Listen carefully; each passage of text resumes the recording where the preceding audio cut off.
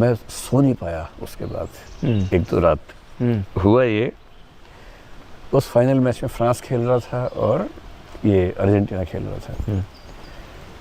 कौन जीतेगा सारी दुनिया कयास लगा रही थी।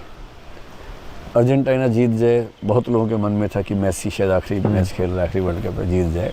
मेसी हमें बड़ा अच्छा लगता है। तो मैं वैसे फुटबॉल का शौकीन ऐसा हूँ नहीं, लेकिन उस दिन मैंने मैच पूरा देखा। तो मैच में जो हुआ वो तो दुनिया जानती है, पहले बराबर हुआ, फिर एक्स्ट्रा टाइम मिला, फाइनली अर्जेंटीना जीत गया, 4-2 से जीत गया। लेकिन उसी समय एक खास घटना घटी।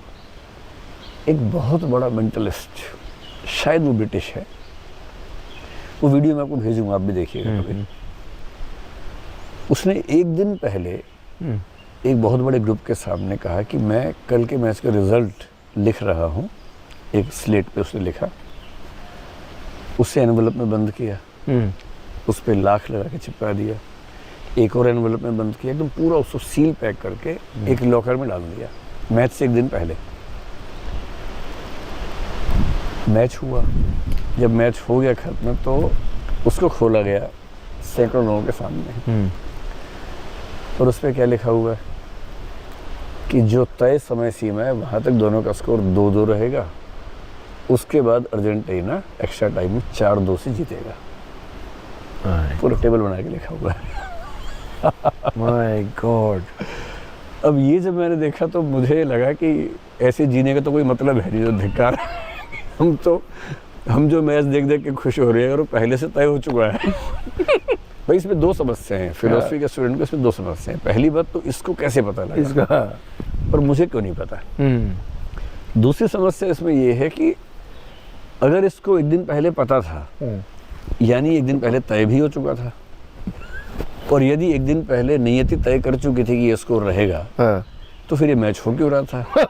और हम गधों की तरह क्यों बैठे हुए थे उस मैच में, जब पहले से तय ही। तो हम तो कठपुतली हैं, इसका मतलब हम उसमें क्या कर रहे हैं। वाह। मैं इतना बेचैन हुआ कि मैंने अपने कई दोस्तों से पूछा। मैं पहले हिप्नोसिस मैंने सीखा हुआ है। अच्छा। हिप्नोसिस वही है जिसको हम लोग हिप्नोटाइज करना कहते हैं।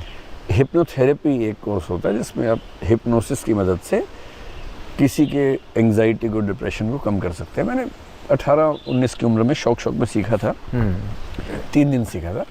समझने के लिए मुझे बड़ी जिज्ञासा रहती है इन चीज़ों को लेकर कि क्या है, कैसे होता है। अब जब ये देखा मैंने उस दिन, तो मुझे आत्मधिक्कार जैसी हालत हो गई कि ये तो मज़ा नहीं है। फिर मैं नेट पर सर्च किया बहुत ज़्यादा। एक मुझे गुरु मिला जो मेंटलिज्म सिखाता है, तो मैंने उससे पता करवाया। तो उसने कहा कि 5 साल लगेंगे सीखने में। तो मैंने कहा 5 साल अब कहाँ से लाऊंगा, इतना टाइम तो है भी नहीं। मतलब जो टाइम है मैं उसमें कहाँ खर्च करूँगा इतना। फिर मैंने एक दो दोस्तों से और पूछा, ढूंढते एक और गुरु मिले। उनसे मैंने भाई, वो जानते थे यूट्यूब की वजह से।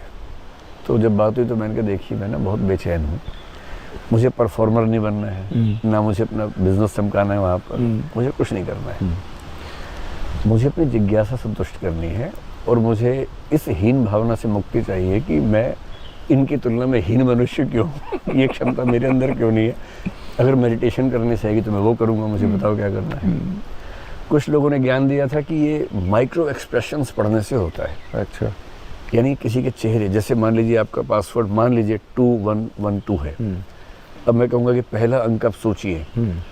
अब आप, आपकी आँखें, चेहरा, बहुत माइन्यूटली मैं वो कोडिंग पढ़ लूँगा जिसका मतलब 2 होगा। ओके।